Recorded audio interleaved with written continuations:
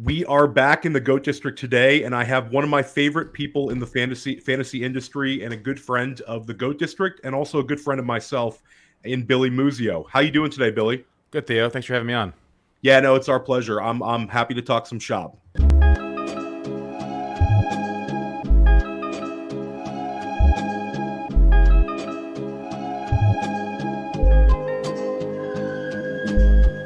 GOAT District, you know the Pope listens. Dynasty, our religion, for the blokes missing. On all of these trades, on all of these plays, on all of these grades. By the end of the day, y'all getting played. So, what you gonna do next? Try to fill up that flex? Send the homie a text? That trash offers the best? You try to make it complex, then they text you back. Now all of a sudden they don't make any sense.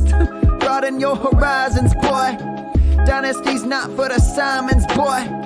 These trades not for consignment, boy. Respect your opponent, y'all some piranhas, boy. This my advice, from me to you. Open up your cute little podcast queue.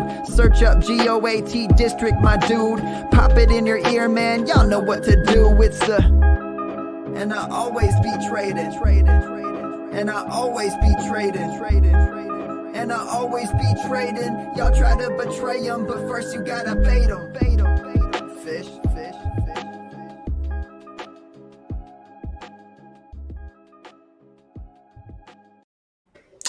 So we are just rocking through the fantasy season. It's week 7. It seems like it's completely flying by. Billy is a very interesting person in this space because you're one of the sharper, high stakes players around. You know, shout out. We're not going to talk about amount of skin in the game, you know, in case the IRS is listening. But you've got a very good amount of skin in the game, and you play big contests and you do very, very well in them, and you're able to maintain a number of fantasy teams at the same time, which is also a skill.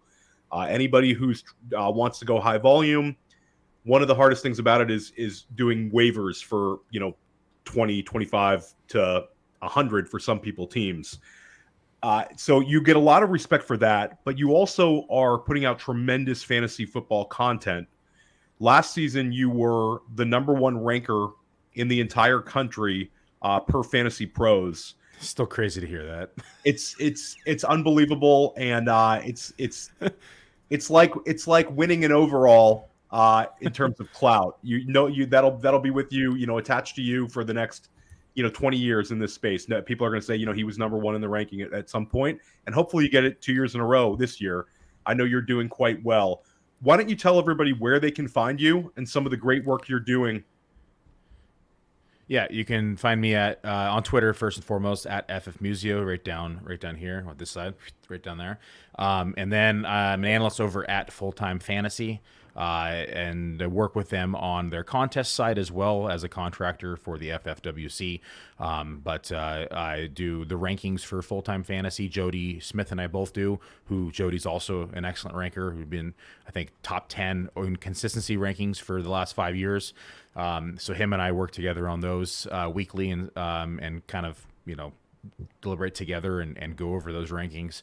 And then I think that's everything. That's pretty much where I'm at. So I don't do a lot of writing. I write occasionally. It's just between rankings and teams and podcasts, it's just not a lot of time for me to do writing, and I don't really enjoy it, to be honest with you. So for me, it's more about walking someone through the process or talking about the process, you know, verbally explaining and verbally talking about it, and just podcasting is much more up my alley, and then being able to just put it on paper and get those ranks out to the public. So Discord, you can also follow us on Discord at the Full-Time Fantasy Discord, and we answer questions there daily on start sits and other lineup questions as well. You've also put out some tremendous pods with Matt Kelly with the Dominator. When can people find those, or are we still going to see those over the next couple of weeks? Yeah, we've going to like every other week on Wednesdays typically. So this week we're off. Next week we should be back on.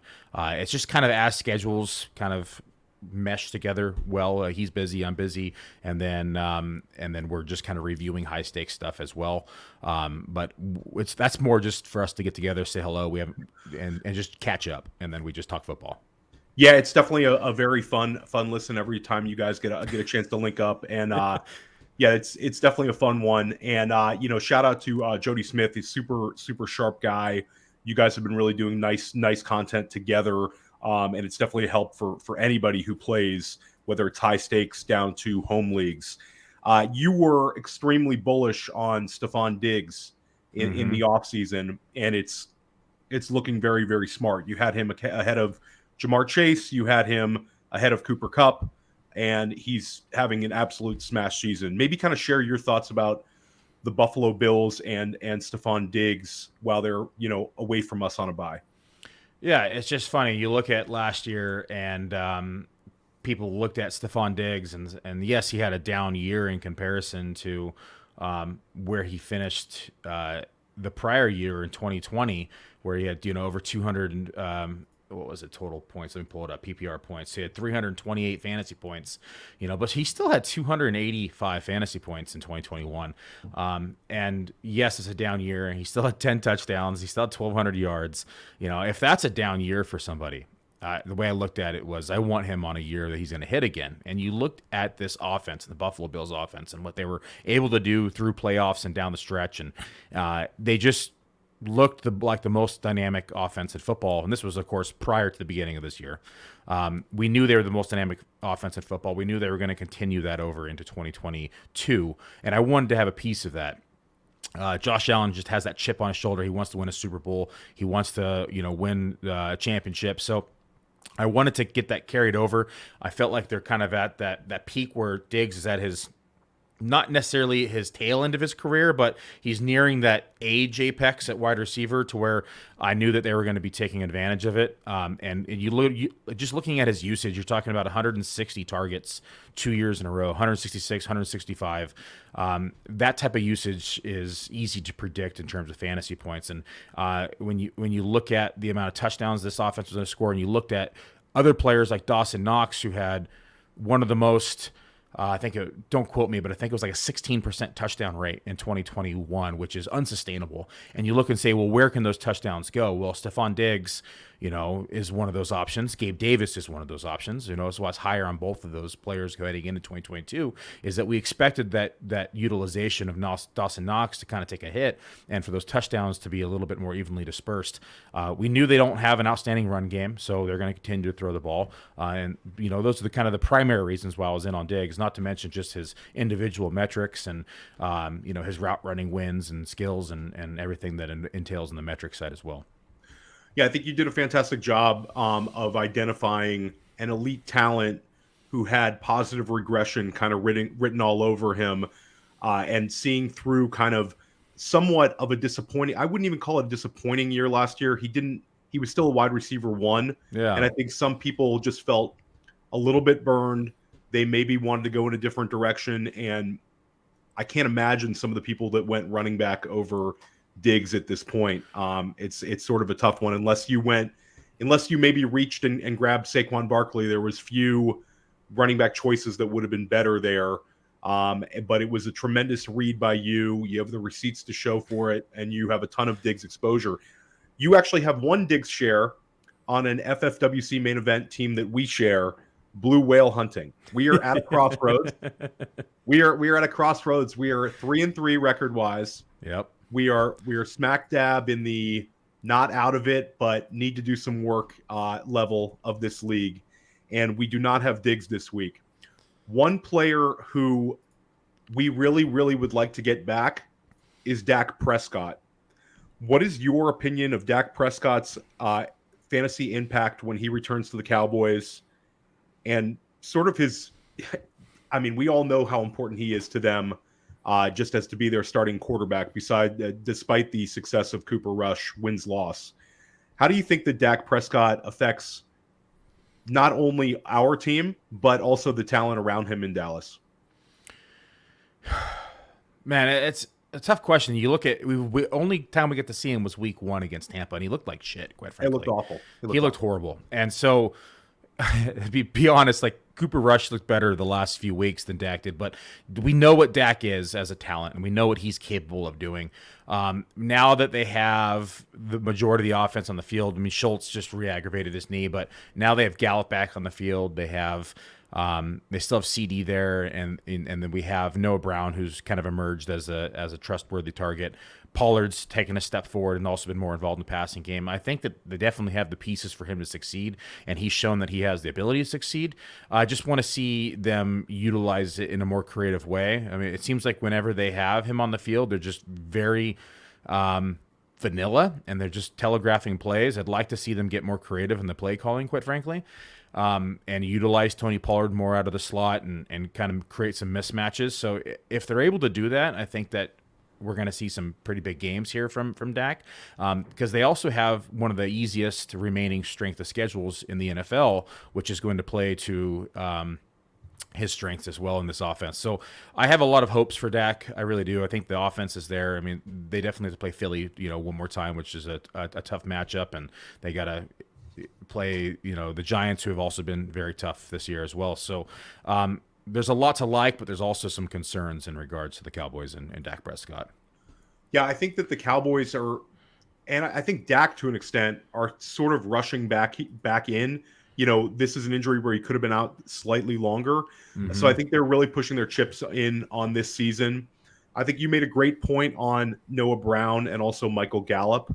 Dalton Schultz, I'm hopeful that he's back soon as well. And I know Dak likes throwing to the tight ends, but I think having those two wide receivers opposite of CeeDee Lamb that, you can rely on to go with the increased usage for Pollard can potentially, open up this Cowboys offense. I mean, week 1 was an absolute buzzsaw against Tampa Bay. And yeah, that was a tough one, but yeah, I'm with you. I'm hopeful, and I'm hopeful he can come back and return, I'd say, back-end QB1 level production.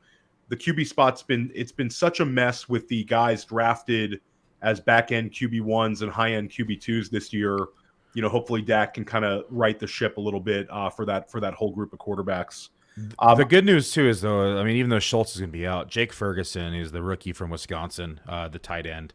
Had a touchdown last week, went 4 for 6.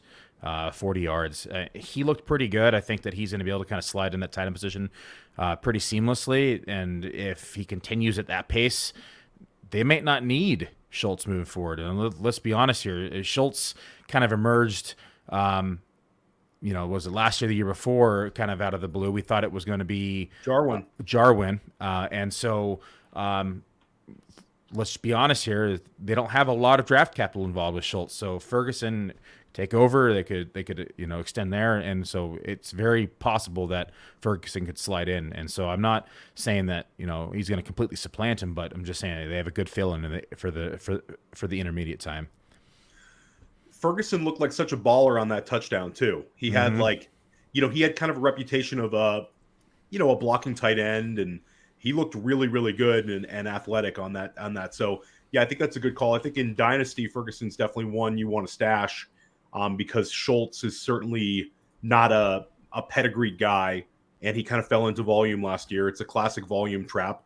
I know we didn't draft much Schultz this year, so it's not really hurting us, but I think a lot of people kind of fell for it when there was more talented guys kind of behind him, like Dallas Goedert. Question from 1912, and shout out to 1912, Harry Snowman, Jose Pena, some JD in the chat right now. 1912 wants to know, do you see Tony Pollard taking on more as the season goes on? It's been pretty consistent this year. It's more of that 60-40 and give or take 1 or 2%, but it's always around 41, 43%. Tony Pollard, 60 to 63%. Zeke Elliott. We've seen how explosive Tony Pollard has been. I mean, he's, top 14 in breakaway rate, top 23 in juke rate. He's been outstanding in the passing game and just explosive. Looks way more explosive than Zeke does.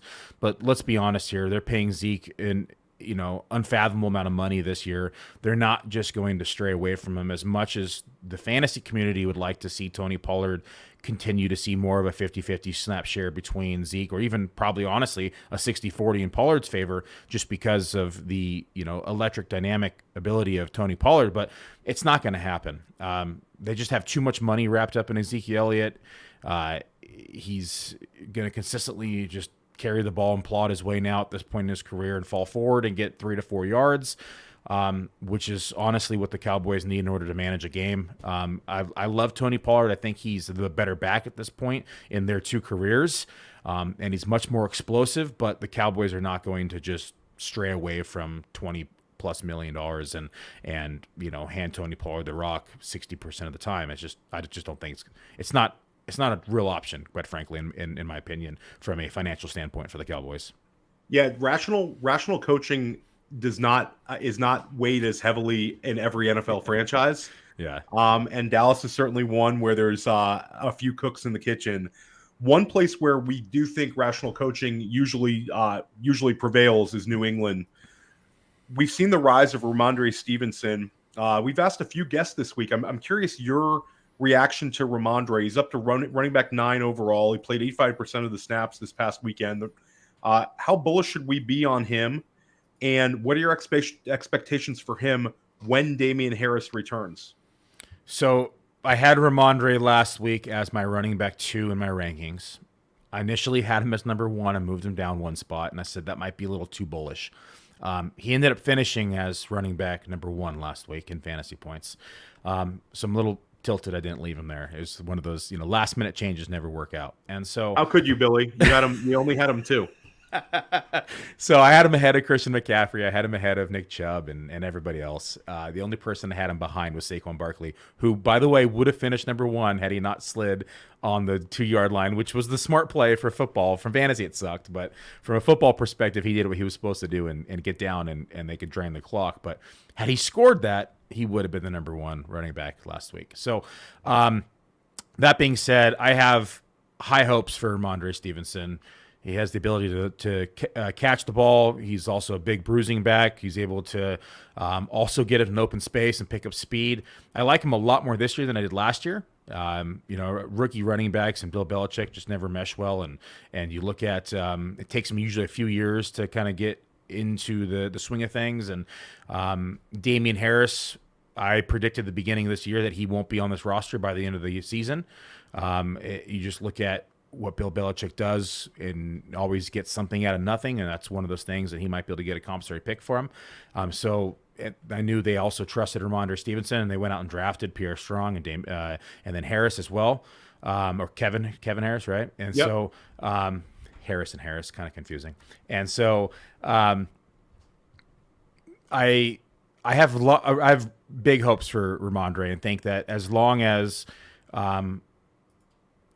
he's the lead back, he's going to be a consistent RB1. And when I say RB1, I'm saying top 5, top 4. So high-end RB1. And so, but once Damian's back, it's going to be a little bit more of a split. He probably reverts back to that running back 12 through 18 range if he's lucky. If it's 50-50 split again, we're talking more about that running back 17 through 21 range probably. Yeah, we're big fans of his. We actually had a great question for Josh Larkey last night. If anybody didn't get a chance to listen to that pod, it was a lot of fun with Josh and very informative. Highly recommend you guys give it a listen. One question JD had was rest of season, Miles Sanders or Ramondre Stevenson. And I know you have yourself some Sanders. There's too many unknowns right now to put him rest of the season. If we knew that Ramondre was going to be, the main guy in New England, he's the easy answer. If he's splitting work with, if he's splitting work in the backfield, that puts him more in that Miles Sanders range. So I'm going to go ahead and lean Stevenson rest of season. Although I like the offense better in Philly, of course, and anytime you get a better offense, and I talked about this in the offseason, was the reason why I owned a lot of Sanders, was they were going to have a higher pace of play, more favorable game scripts. We were going to see We were going to see Sanders in the red zone more. He was going to have positive touchdown regression, and we weren't expecting 0. I think he's at 4 for the season right now, if I recall right. And I think that number is going to be closer to 10 by the end of the season. And we're just going to continue to see them hammer the ground game as they get more favorable game scripts and get ahead. So I'm going to lean Ramondre for the rest of the season just because of the odd chance that they hold out the other running back and he's the main guy, and if he's splitting time, then he's probably right in that same level as Sanders. Yeah, and that is a tough one for me. They're very close in terms of, like you said, there's some factors that could make Ramondre like the easy one here.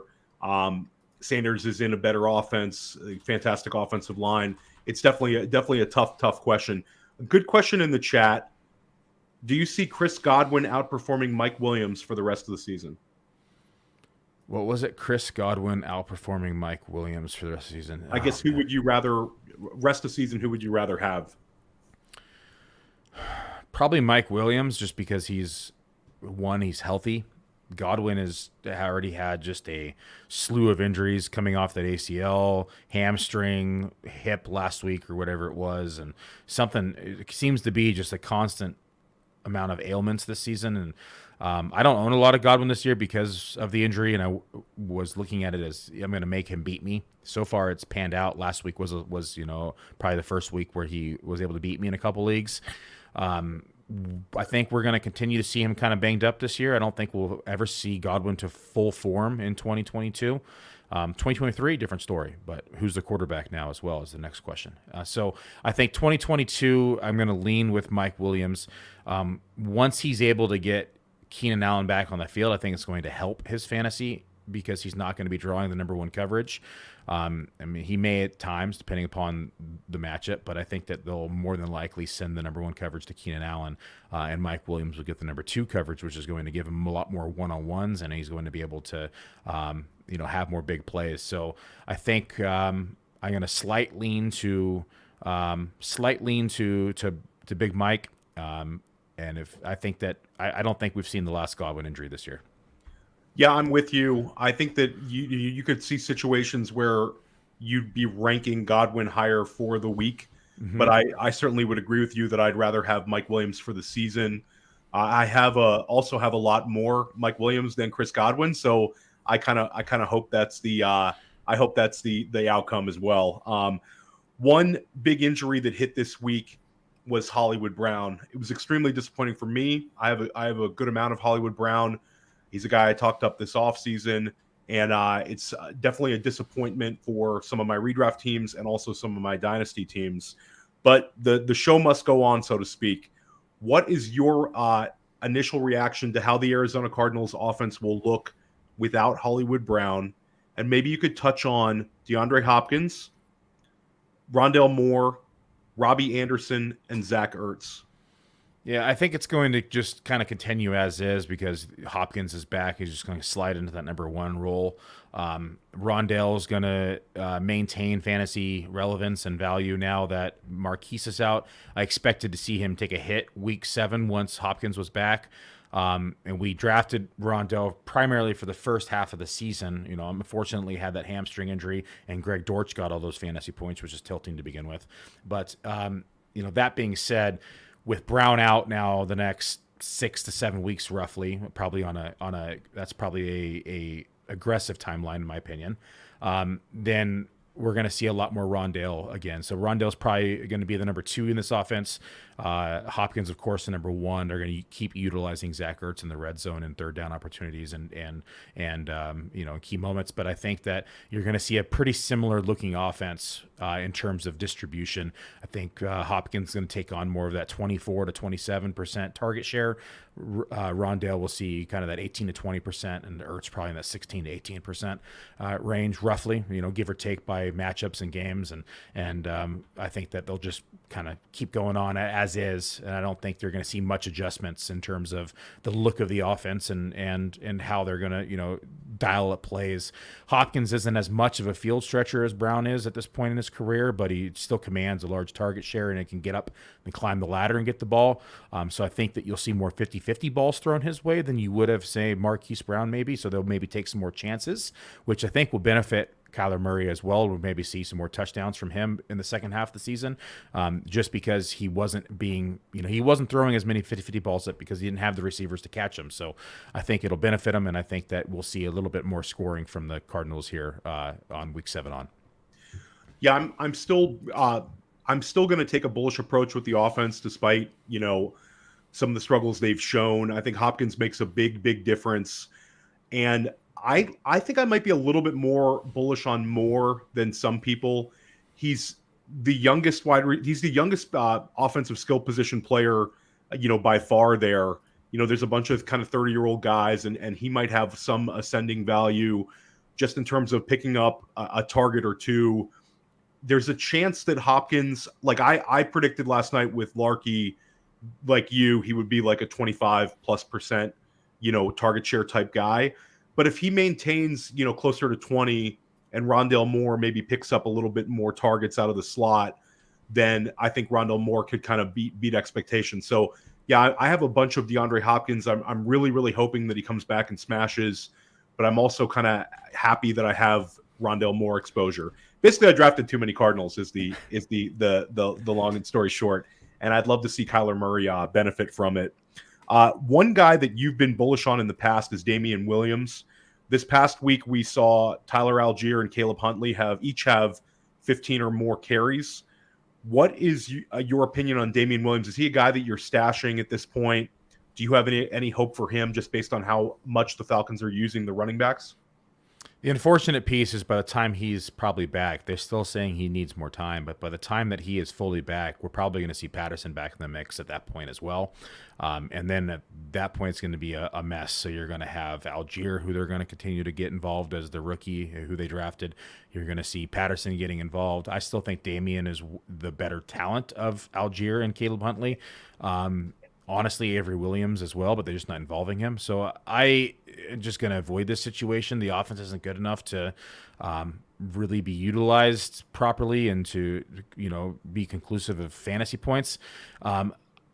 That being said, Williams is, a pretty good pass catcher, but so is Patterson. So I don't know how they're going to utilize him moving forward if they continue to split like this until Patterson's back, and then Patterson probably going to see 60+% of that backfield, and they might mix in some Algier and some Damian Williams. I've dropped most of my shares at this point. I mean, best ball, there's still hope, but I think that I don't think that we're going to see the season that I was hoping out of Damian Williams, had he not been injured in week 1. Yeah, I still have a few shares. He's a guy that I've liked to have stashed, but it's very difficult to hold these IR spot guys with all the bye weeks. I have, we're in the hard way football guys league. I know you split a team. You have your own team in that one, or is that with Dave Hubbard? I'm with Dave there. So you and Dave split a team there, and that's a very competitive league. And I have been holding Jamison Williams and Elijah Mitchell in that league, and I feel like it's a sunk cost at this point because I've held them for so long that I can't cut them now. But in retrospect, I should have jumped ship on at least one of them because it's very difficult to grind waivers when you have 2 dead spots on your roster. Yeah. It's definitely something we struggle with. And just speaking of waivers, we have bye weeks now to deal with. How do you treat bye weeks? Do you try to be maybe 2 weeks ahead? And what's your approach to the one-off positions? Is there ever a situation where you're holding 2 kickers or 2 defenses for the particular week? I think it depends on your kicker. It depends on your defense. There's very few that I'm willing to do it with. Like Carlson last week, I held. I'm not dropping Carlson. So I went out and picked up a kicker and made some tough decisions and dropped some players that were more stashes than anything. Defense, same thing. When you have somebody like Philadelphia who's been a difference maker, or Buffalo who's been a difference maker, you're not dropping those defenses.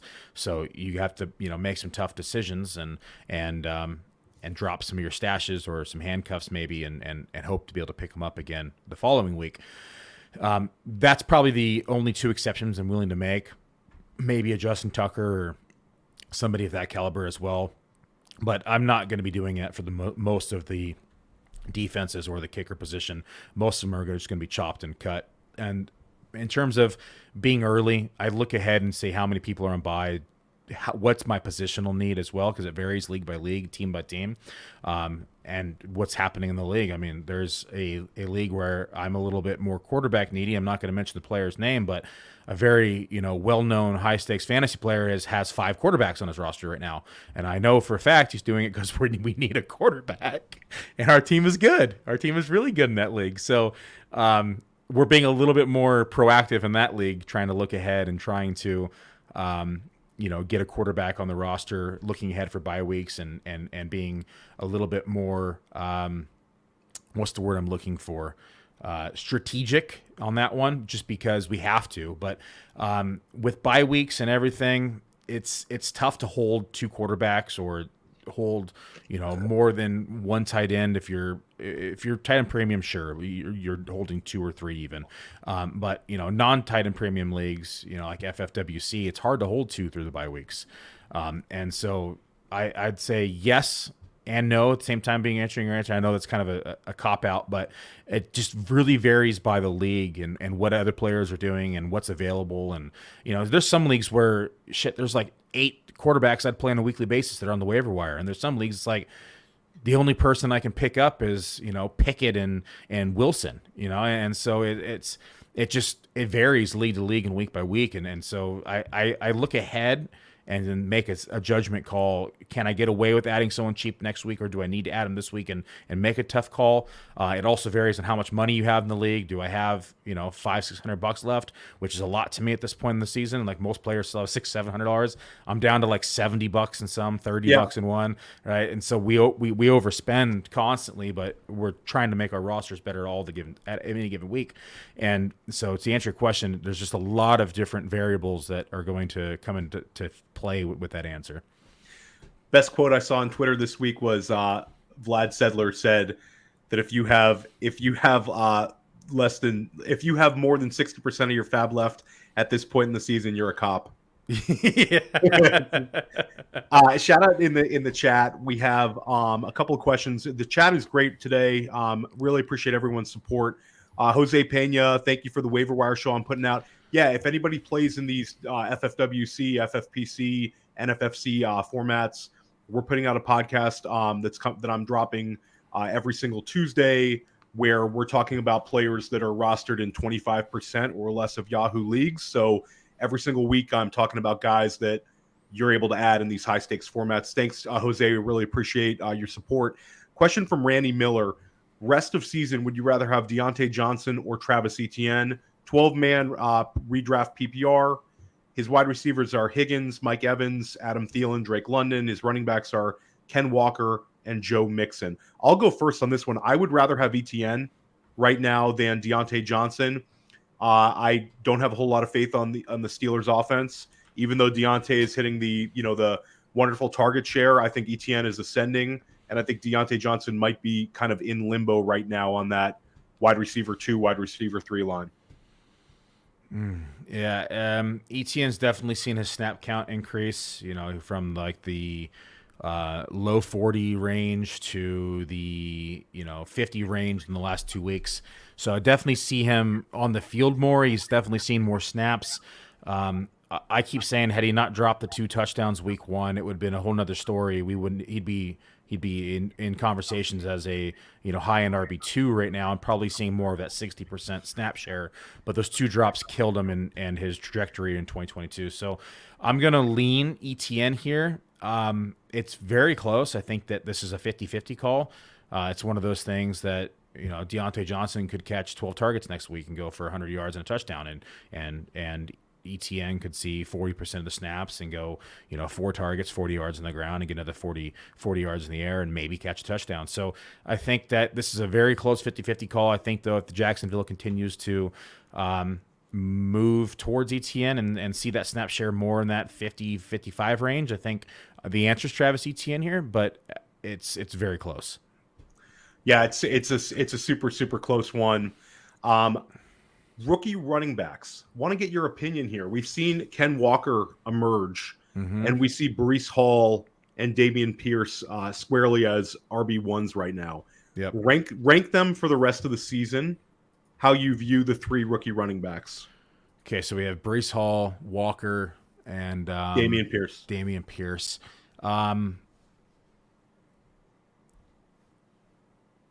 You want all of them. Yeah, you definitely. I mean, Hall is an RB1 moving forward, in my opinion. He's 6th in touchdowns at the running back position. He's 2nd in breakaway rate. He's 4th in juke rate. I didn't check the data from week 6, but weeks 1 through 5, he was the 2nd most targeted running back in the league from target share distribution. And so Breece Hall for me is the clear cut number 1. I think number 2 for me is Pierce over Walker. And it's close, but Pierce just has that violent running style that is going to be, good for goal line carries and red zone touches. Walker still coming off that injury, right? And it could be re-aggravated any given time. I don't, he looks good, and I'm going to say it's hard to predict an injury, but just it's kind of in the back of my mind that it could happen. Plus, Pete Carroll is just a dipshit, and you never know what's going to happen. Who knows? Tony Jones might see 8 touches next week. They picked him up last minute, and so they may get him up to speed, and next thing you know, he's splitting load with Tony Jones or DJ Dallas, and that can happen in Seattle. Pete Carroll is just, known for that. And so just because of that reason, the injury in Pete Carroll, I'm probably going to rate Walker 3rd here. From a talent standpoint, I think the answer goes Hall, Walker, Pierce. But from an NFL and usage standpoint, and I think the answer goes Hall, Pierce, Walker. Yeah, I think it's an interesting one. The Pierce Walker debate. We've kind of had it all week in the GOAT District. I'm going to lean Walker. I have high hopes for him. He looks very, very good as a receiver, as does Pierce. I just think that I like the Seattle offense a little bit more in terms of potential touchdowns scored as well. You are also a very sharp dynasty player. You do a lot more redraft at this point. But is Breece Hall your running back 1 in dynasty at this point?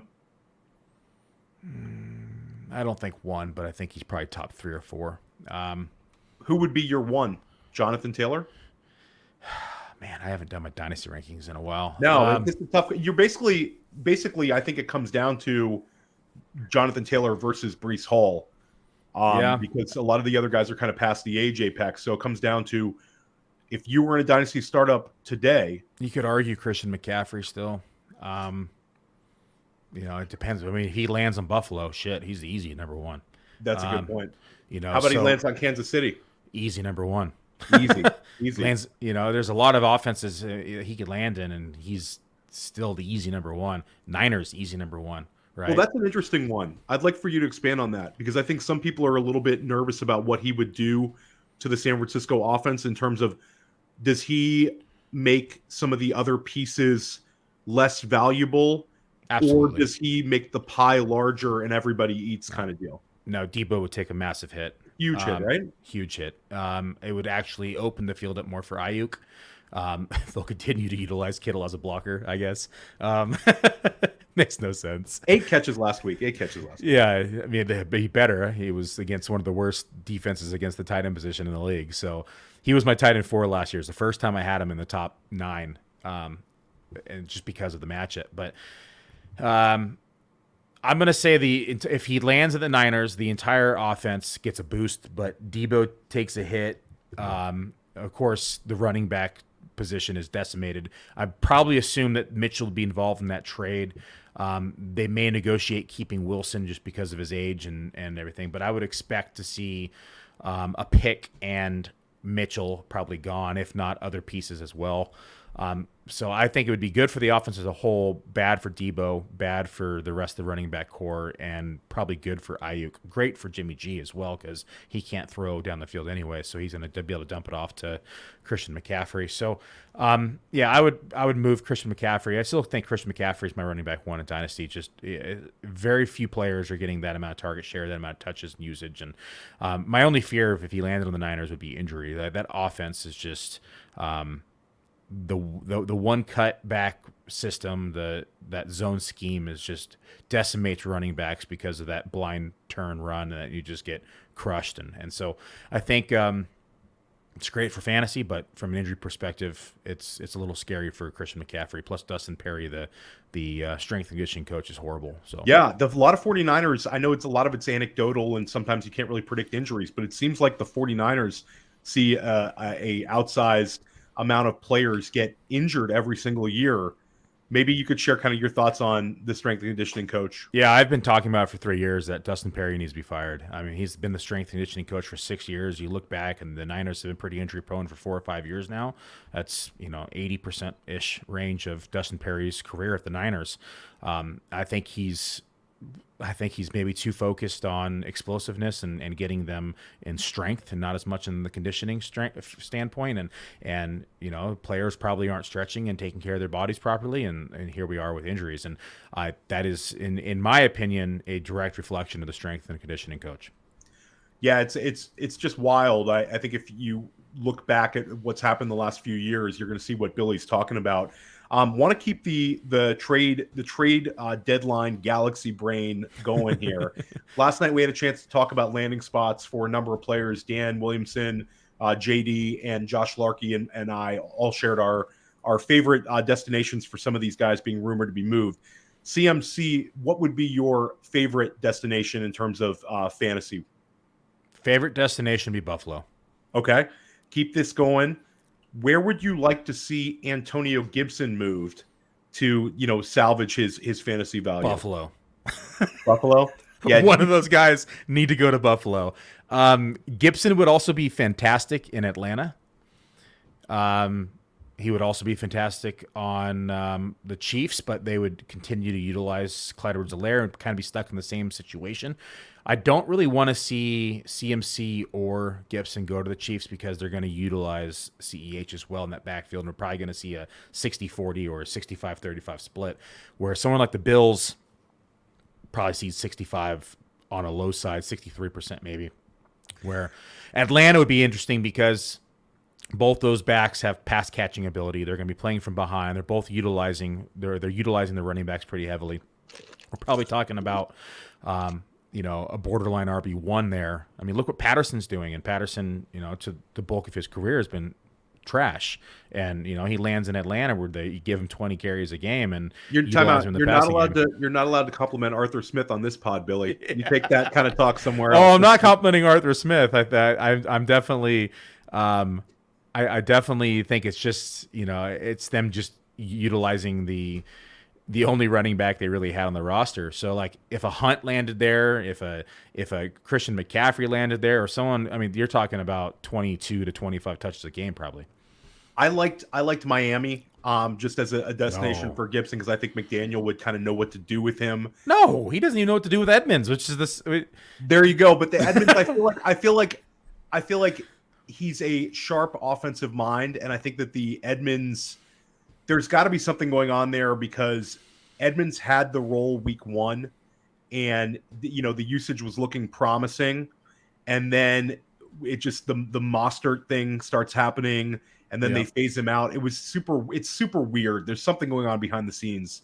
I don't think the door is closed that McDaniel doesn't know what to do with running backs, and I just think it would be an interesting landing spot. DJ Moore. Can you save his career, Billy? Pick a spot for him. Anywhere but Carolina or the Browns. Okay, that's good. Or the Browns. Or the Browns? Yeah.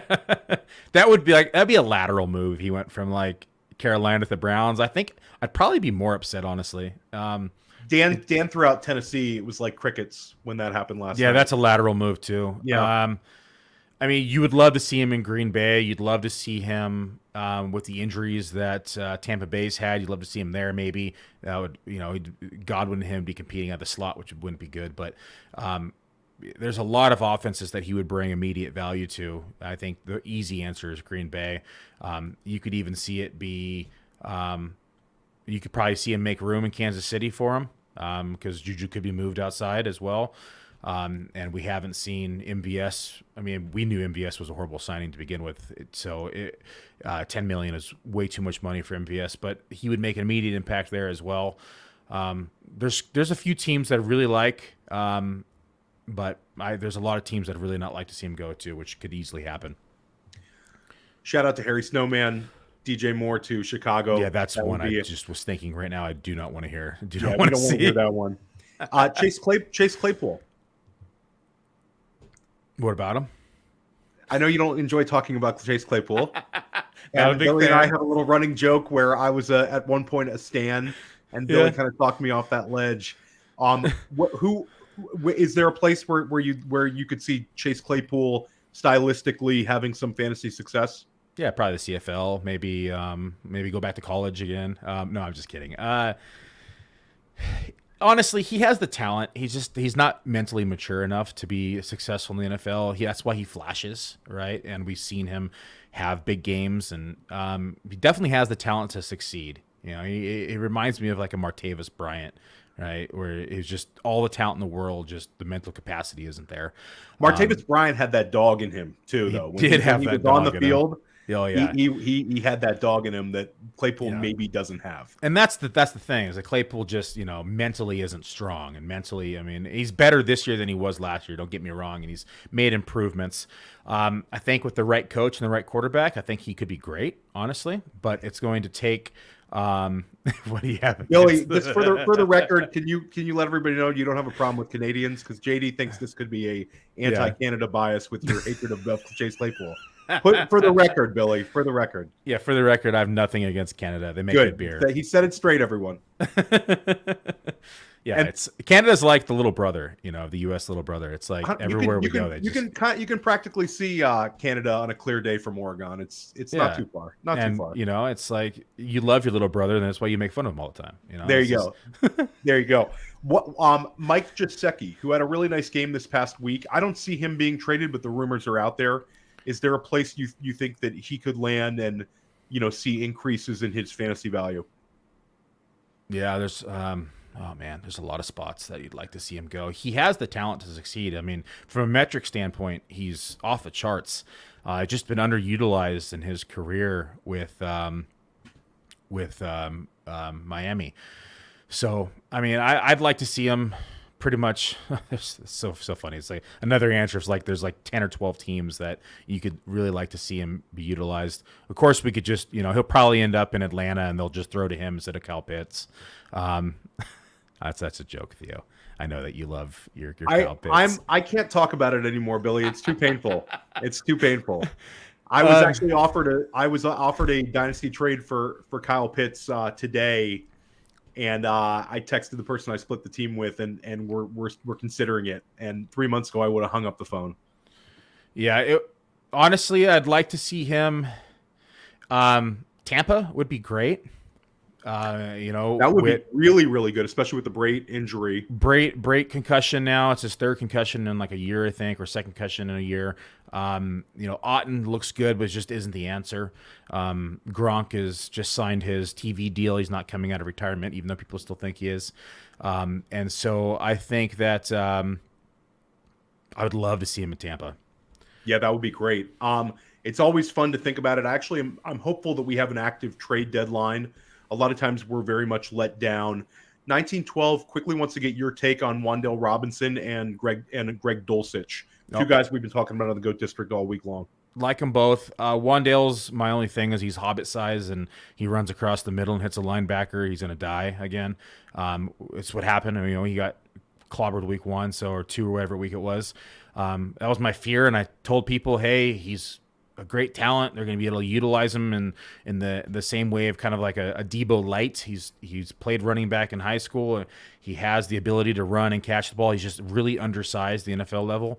So, but you look at the rest of this wide receiver core, and Tony didn't practice again today. Galladay's, I joked around with Matt. He's a Zeta receiver. He's not even an alpha or a beta or a Zeta. He's down to the Z range.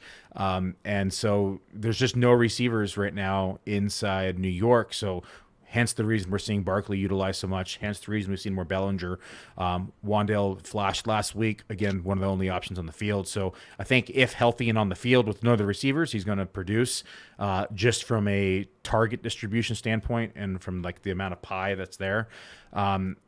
Dolchich, I love. I mean, Dave was the one who got me on Dolchich. I wasn't adding him as aggressively as Dave was. And shout out to Dave Hubbard, Yep. who splits a lot of teams with Billy, a friend of the Goat District, and one of the sharpest players in the country. And he's big on think, Dolchich.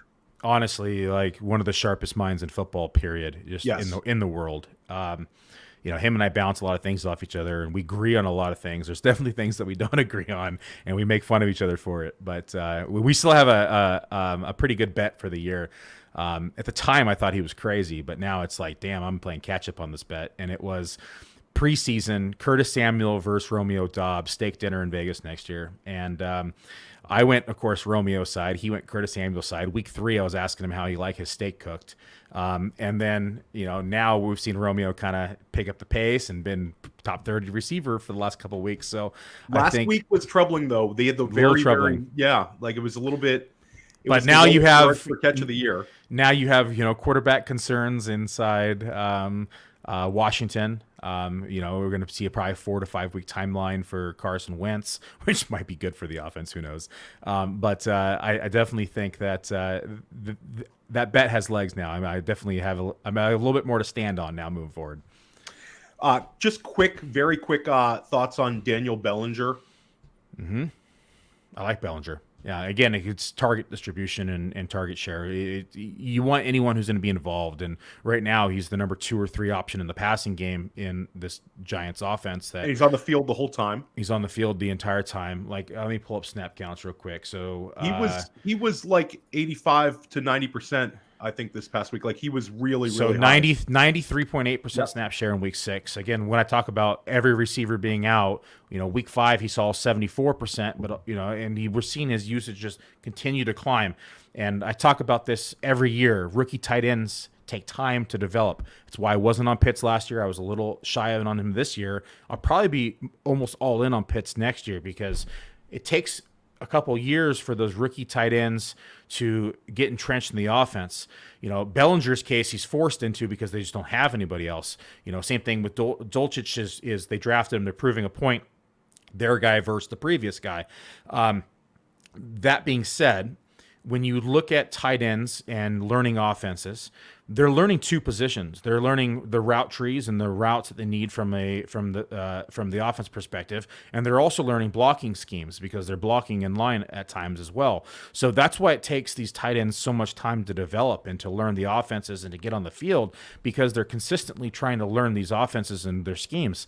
And so Bellinger has been blessed, I should say, to be the only tight end really on the roster after RSJ went down in preseason and got injured. So Bellinger is forced into that role where, in Atlanta, they continue to utilize 2 tight ends or they continue to utilize anyone else. And so I like Bellinger, to answer your question, a long-winded answer, but I like him moving forward a lot. Yeah, me too. And you would take Dulcich over Bellinger because of the upside with Dulcich as a player? Yeah, I think Dolchich is a better talent. Yes. So this is where you get to the heavily debated piece in rankings. Is it talent or is it opportunity? Right. And I'm going to say it. I want the opportunity over the talent right now. I think Dolchich has the ability to earn and take on more of snap share and get more opportunity. But if a tight end's on the field 90+% of snaps, I want that tight end. And even if he's inline blocking 30, 40% of that time, it means he's running routes, 60, 70% of the time. And I want that guy on my team. So I'm going to lean Bellinger for the rest of the season right now, just because of his usage and his snap share. You look at what Denver did, and it was his first game back. So you take it with a grain of salt, but, Dolchich saw 70% of snaps for his first week out on the field. That's pretty damn good. So one could argue in 2 or 3 weeks, Dolchich is going to see 90% of snaps. So crystal ball, if you have it, great. But if he stays at that 70 to 75% snap share, I probably want the guy at 93% snaps. Yeah, it's a tough one. I would like to have both on especially my tight end premium rosters, but I'm happy to have either, and I think they both have paths to being weekly starters and helpful fantasy assets. Very quickly, we're almost at the end here. Give me one player that a home league player could trade for that you see as a positive regression candidate. Somebody that maybe started out slow that you're bullish on to get it going as the season keeps moving along. ETN was the guy, but he's probably going to be harder to acquire now. The next one is probably James Cook. We're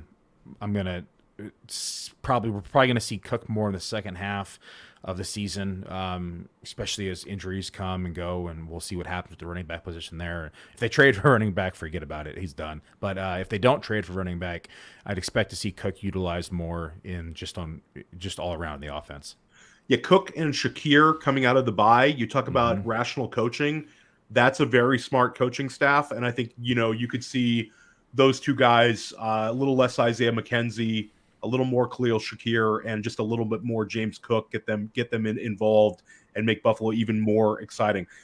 Big picture question: are we looking at a return to some earlier QB drafting next year?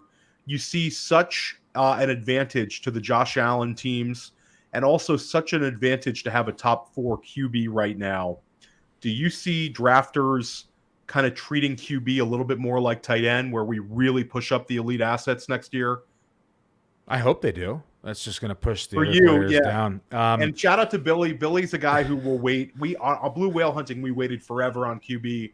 Billy is a guy who is not afraid to wait a long, long time on QB. It's getting a little harder though, in terms of late round QBs right now. I know that Goff and Geno Smith hit, at least for multiple weeks this year. But yeah, do you see the general player? Like, where's your prediction of where will Josh Allen go in high stakes drafts next summer? Probably round 3. Maybe I'd say that 2-3 turn at the earliest. I don't see him going middle of round 2 in early drafts.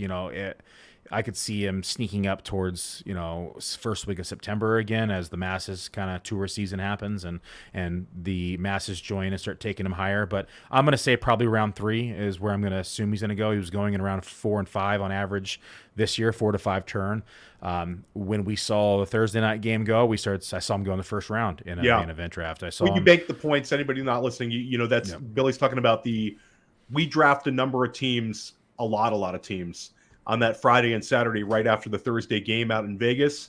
So if you draft, you could draft Stephon Diggs and Cooper Kupp, you bank their points. Gabe Davis went higher at free look. So if anybody didn't quite understand that.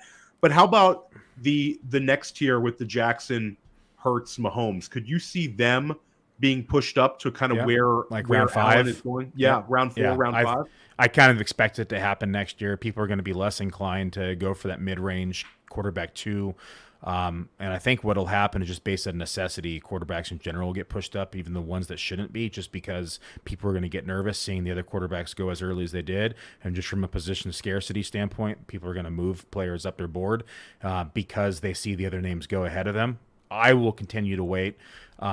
I'm fine streaming quarterbacks. I'm fine waiting and trying to find someone. Don't get me wrong. I have some ugly quarterbacks this year where, like last week, if I just could have gotten 10 points from Wilson, I would have won leagues, and then instead of 5.